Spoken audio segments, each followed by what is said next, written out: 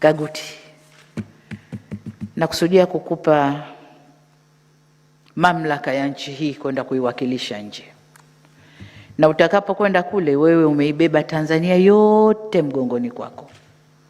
Kwa hiyo nadhani ukitoka hapa, naibu waziri wako yuko hapa, waziri nimemtuma huyu hapa, wataenda kukupeleka chuoni. Nadhani kuna crash program ya wiki 2 sio au 3.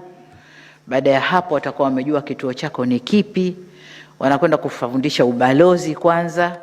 Lakini wakati mwingine ubalozi mimi huona kama mnafanya uvivu, make zile protocol ufundishwe, sijui kifungo ufungeje, vifungo sijui kidole kikaeje, sijui ukikaji wa meza ufanyeje.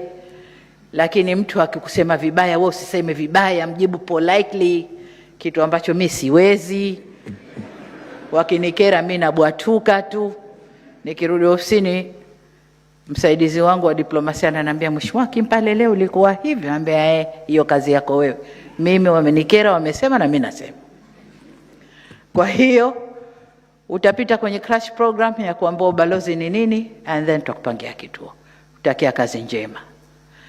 Haya, kila mtu akawajibike na pale anapotakiwa kuwajibika. Niombe sana ndugu zangu. Sasa mimi kwangu ni jicho. Nani anacheza vipi? Ukiona steps zako haziendani na ngoma ninayoipiga, basi utatupisha tu pembeni, niangalie nani mwingine miguu yake miepesi ambaye anaweza akaendana na steps za ngoma ninayoipiga.